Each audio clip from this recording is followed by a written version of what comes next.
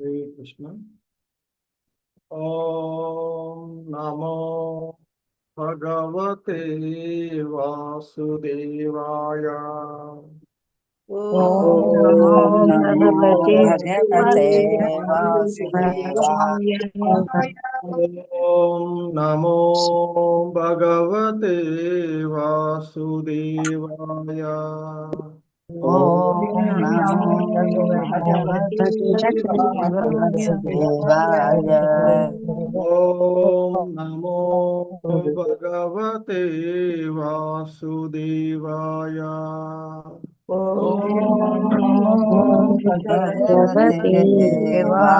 वासुदेवाय। नारायणं नमस्कृत्य नरं चैव नरोत्तमम् नारायणं नमस्कृत्य नमस्कृत्य नरं नरं चैव चैव नरोत्तमम् देवीं सरस्वतीं व्यासं ततो जयमुदीरयेत्। देवीं सरस्वतीं व्यासं ततो ततो जयमुदीरयेत्। कृष्णप्रायेष्वभद्रेषु नित्यं भागवत सेवया। भद्रेषु भागवत सेवया। भवति उत्तमश्लोके भक्तिर्भवति नैष्टिकी।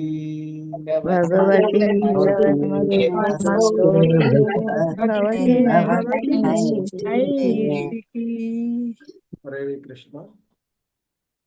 సో ఈరోజు శ్రీమద్ భాగవతము మొదటి స్కందము 4వ అధ్యాయంలోని 9వ శ్లోకమును ఇస్కాన్ సంస్థాపక ఆచార్యులైనటువంటి శ్రీల ప్రభుపాదుల వారి యొక్క వివరణం ద్వారా ఈ శ్లోకాన్ని అవగాహన చేసుకోవడానికి ప్రయత్నం చేద్దాము. హరే కృష్ణ.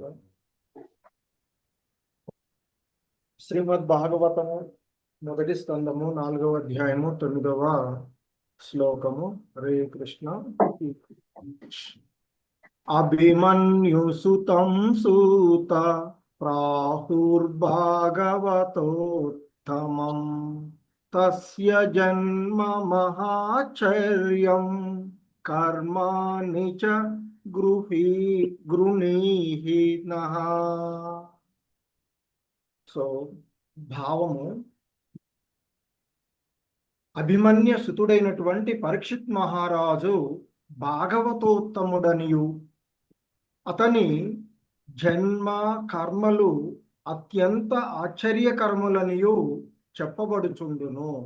దయచేసి అతనిని గూర్చి మాకు తెలియజేయుడు అంటూ సౌనకాది మునులు సూత గోస్వాముల వారిని అడుగుతూ ఉన్నటువంటి, అంటే జిజ్ఞాసువులై, ఎందుకంటే ఇక్కడ పరీక్షిత్ మహారాజు భాగవతుడు, ఆ భాగవతుని గురించి తెలుసుకోవడానికి జిజ్ఞాసువులైనటువంటి, మరి ఎందుకంటే ఆ భగవంతుని యొక్క కథలను తెలుసుకోవడమే భక్తుల యొక్క లక్షణాలు కనుక, సో ఆ విధంగా సౌనకాది మునులు అక్కడ ఉన్నటువంటి వారు అడుగుతూ ఉన్నటువంటి, సో శ్రీల ప్రభుపాదులు వారు వివరిస్తూ ఉన్నటువంటి అంశం ఇక్కడ చూసినట్లయితే ఆయన ఈ విధంగా ఇక్కడ చెప్తూ ఉన్నారు. భాష్యము: తల్లి గర్భమున దేవదేవుడైన శ్రీకృష్ణుడిచే రక్షింపబడినందున పరీక్షిత్ మహారాజు జననము అత్యంత అద్భుతమైనటువంటిది. గోహత్యకు తలపడుచున్న కలిపురుషుణ్ణి దండించి ఉన్నందున అతని కర్మలు కూడా అద్భుతములై ఉన్నవి. గోహత్య అనగా మానవ సంఘ వినాశనమని భావం కనుకనే పాపమునకు ప్రతినిధి అయిన వాని నుండి గోవును రక్షించుటకు పరీక్షిత్ మహారాజు యత్నించెను. మృత్యు వార్తను గూర్చి ముందుగానే ఎరిగి ఉన్నందున అతని మరణం కూడా మహా అద్భుతమై ఉన్నది. నిక్కముగా ఇది మనుజునకు అద్భుతమైన విషయం.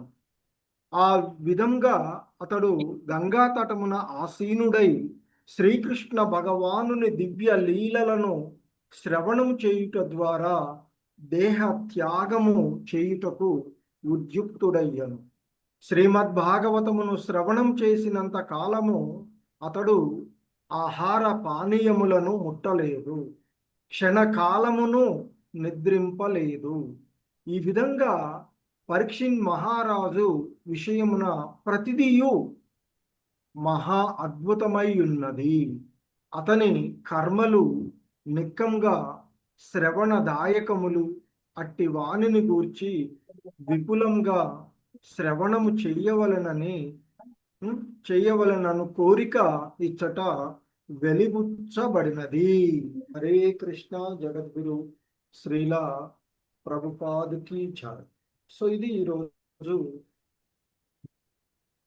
శ్లోకానికి ఇస్కాన్ సంస్థాపక ఆచార్యులైనటువంటి శ్రీల ప్రభుపాదుల వారు ఇచ్చినటువంటి వివరణము. హరే కృష్ణ. ఓం అజ్ఞానతిమిరాంధస్య జ్ఞానాంజనశలాకయా చక్షుర్మిలితం యేన తస్మై శ్రీ గురవే నమః. నమో ఓం విష్ణుపాదాయ కృష్ణప్రేష్టాయ భూతలే శ్రీమతే భక్తి వేదాంత స్వామినితి నామినే. నమస్తే సారస్వతే దేవే గౌరవాణి ప్రచారిణి నిర్విశేష శూన్యవాది పాశ్చాత్యదేశతారిణి. జయ శ్రీ కృష్ణ చైతన్య ప్రభు నిత్యానంద శ్రీ అద్వైత గదాధర శ్రీవాసాది గౌర భక్త వృంద. హరే కృష్ణ కృష్ణ కృష్ణ హరే హరే, హరే రామ రామ రామ హరే హరే. హరే కృష్ణ. ఇక్కడ శ్రీమద్ భాగవతము మొదటి స్కందములోని 4వ అధ్యాయము. మరి ఈ 4వ అధ్యాయము వాస్తవానికి నారదుని ఆగమనము అనేటువంటిది. సో ఈ క్రమంలోనే మరి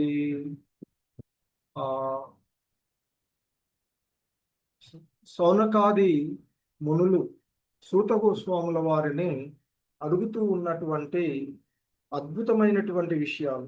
ఎందుకంటే ఆ భగవంతుని యొక్క భక్తులను గురించి మరి మనకి భాగవతం వివరిస్తూ ఉన్నటువంటిది. సో ఆ క్రమంలోనే ఇక్కడ సౌనక ముని సూత గోస్వాముల వారితో అంటూ ఉన్నారు. అభిమన్యు సుతం సూత ప్రాహుర్భాగవోత్తమం తస్య జన్మ మహాచర్యం కర్మాణి చ గృణీహినః. సో ఓ సూత గోస్వామి, అభిమన్యుని కుమారుడైన మరి పరీక్షిత్ మహారాజు ఉత్తమ భాగవతుడని మహాత్ములు పేర్కొంటూ ఉన్నారు. మరి అటువంటి ఆ భాగవతోత్తముడు యొక్క జన్మ కర్మలు కూడా అత్యంత ఆశ్చర్యకరములుగా ఉండేటువంటి. సో కనుక ఆయన యొక్క ఆశ్చర్యకరమైనటువంటి జన్మ మరియు మహోన్నతమైనటువంటి కార్యములను గురించి దయచేసి మాకు తెలియచేయండి అంటూ ఆ సౌనకముని అడుగుతూ ఉన్నటువంటి ప్రశ్న. సో ఇక్కడ మరి శ్రీల ప్రభుపాదుల వారు వివరిస్తూ ఉన్నట్లుగా ఆయన తల్లి గర్భంలో ఉన్నప్పుడే మరి దేవదేవుడైనటువంటి శ్రీకృష్ణుడి చేత రక్షింపబడినటువంటి వాడు కనుకనే అతడు భాగవతోత్తమః అని సంబోధించబడినటువంటిది ఈ శ్లోకంలో కదా. సో సూత ప్రాహుర్భాగవోత్తమం అంటూ మరి చెప్పబడుతున్నది. భాగవోత్తముడు అని చెప్పబడుతూ ఉన్నటువంటిది. ఎందుకు మరి అతడు భాగవోత్తముడు అంటే భగవంతునితో సంపూర్ణ సంబంధం కలిగి ఉన్నటువంటి వాడు, ప్రతి విషయంలోనూ కృష్ణుణ్ణే దర్శించేటువంటి వాడు, తన జీవితం అంతా భగవత్ సేవకు అంకితం చేసినటువంటి వాడు. అతడు రాజుగా ఉన్నా కూడా వైరాగ్యవంతుడు, ఒక రకంగా చెప్పాలంటే రాజర్షిగా ఉన్నటువంటి వాడు. మరణం ఎదురైనా కూడా భయపడలేదు. చివరి 7 రోజులలో కేవలము ఆ హరికథనే ఆశ్రయించినటువంటి వల్ల ఆయన మరి భాగవతముడుగానే చెప్పుకోబడేటువంటి వాడు. ఎందుకంటే ఆయన యొక్క జన్మ మహాశ్చర్యం ఇక్కడ చెప్తున్నారు. తస్య జన్మ మహాశ్చర్యం అంటూ ఉన్నాడు. ఎందుకు మరి పరీక్షిత్ మహారాజు యొక్క జన్మ మహా ఆశ్చర్యకరం అంటే అశ్వత్థాముడి యొక్క బ్రహ్మాస్త్రం మరి ఉత్తర గర్భంలో శిశువుగా ఉన్నప్పుడే అశ్వత్థామ యొక్క బ్రహ్మాస్త్రం అతన్ని నాశనం చేయడానికి ప్రయత్నం చేసినటువంటిది. అశ్వత్థామ బ్రహ్మాస్త్రంతో అతన్ని నాశనం చేయడానికి ఆ పాండవ వంశమే లేకుండా చివరిగా ఉన్నటువంటి ఒక్కడిని కూడా లేకుండా చేస్తాను అనేటువంటి ఉద్దేశంతో ఆయన బ్రహ్మాస్త్రాన్ని ప్రయోగిస్తాడు. మరి ఆ గర్భస్థ శిష్యుడు ఆ వేడికి భయపడుతుంది. అదంతా కూడా ముందు అధ్యాయంలో మనము చూసినటువంటిది. మరి కృష్ణుడు స్వయంగా సూక్ష్మ రూపంలో ఉత్తర గర్భంలోనికి వెళ్ళి తన యొక్క సుదర్శన చక్ర ప్రభావంతో ఆ శిశువును రక్షించాడు. అందువల్ల పరీక్షిత్తుడు మరి జన్మకు ముందే శ్రీకృష్ణుని దర్శించినటువంటి వాడు కనుక మరి ఆయన కృష్ణ కృపాపాత్రుడైనటువంటి వాడు.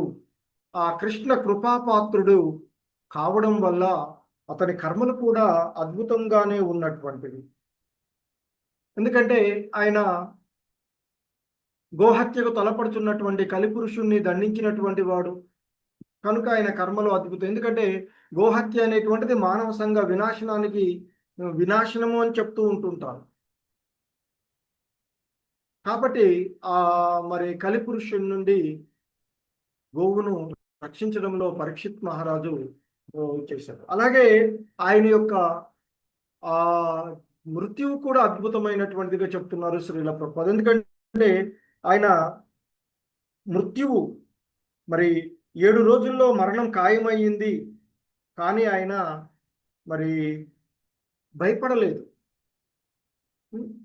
రాజ్యాన్ని విడిచి గంగా తీరానికి వెళ్ళాడు, హరికథ వినడానికి కూర్చున్నటువంటి వాడు. మరి ఇక్కడికి వచ్చే ఆ సుఖదేవులు వారు భాగవతాన్ని ఉపదేశించినటువంటి అంశం మనం చూస్తూ ఉంటుంటాం.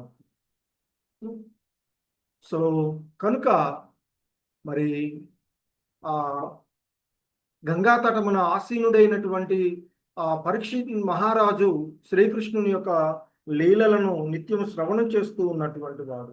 సో కనుక ఆయనకి పరీక్షిత్ అని పేరు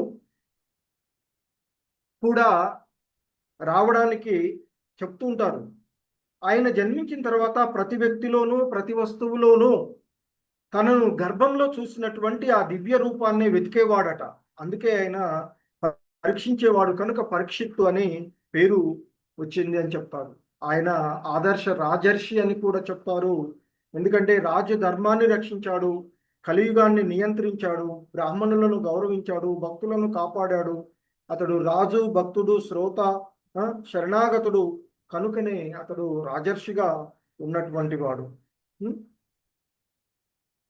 సో ముఖ్యంగా మనకి ఇక్కడ ప్రధాన సందేశం మనకి శ్లోకం ద్వారా తెలుపబడుతూ ఉన్నటువంటి ఆయనకు సంబంధించినటువంటి ప్రతి విషయము మహా అద్భుతమైనది అని చెప్తున్నారు శ్రీల ప్రభుపాదుల వారు. అతని కర్మలు నికంగా శ్రవణదాయకములు. అట్టి వాణిని గురించి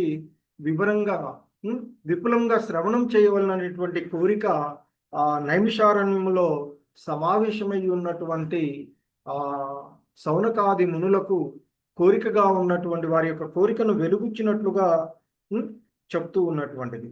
సో ఎందుకంటే ఇక్కడ మనకి దీన్ని గీతా భావంతో చూస్తే భగవద్గీతలో జన్మ కర్మ చ మే దివ్యం అంటూ శ్రీకృష్ణుని యొక్క మరి దివ్య జన్మ కర్మలను అర్థం చేసుకున్న వాడు విముక్తుడవుతాడు. అదేవిధంగా కృష్ణ భక్తుల యొక్క జీవితాలు కూడా దివ్యంలో అవుతాయి అని చెప్తూ ఉంటుంటారు. సో ఆ విధంగా మరి కృష్ణ భగవానుల వారి యొక్క భక్తుల యొక్క మరి జీవితాలు కూడా వాటిని శ్రవణం. అందుకే మనం ఇంత రెగ్యులర్ క్లాసులో ధ్రువ చరిత్ర గురించి అద్భుతంగా వివరించినటువంటిది మైత్రేయ ముని వివరించినటువంటి విషయాన్ని వ్యాసుల వారు రచించినటువంటి వ్యాస భాగవతంలో మనము చూసాము. సో మరి అటువంటి పరీక్షిత్ మహారాజు జీవితము మనకు తెలియచేసేది ఏంటంటే, కృష్ణ కృపతో జన్మించినటువంటి జీవితం, ఆయన కృష్ణ కథతో ముగించినటువంటిది ఆయన కనుక ఆయన పరిపూర్ణమైనటువంటి జీవితంగానే ఆయనది భావించవచ్చు. ఎందుకంటే ఆయన కృష్ణుడి చేత రక్షింపబడ్డాడు, భాగవతాన్ని విన్నాడు, భయాన్ని భక్తిగా మార్చుకున్నాడు, ప్రపంచానికి ఆదర్శ శ్రోతగా నిలిచాడు.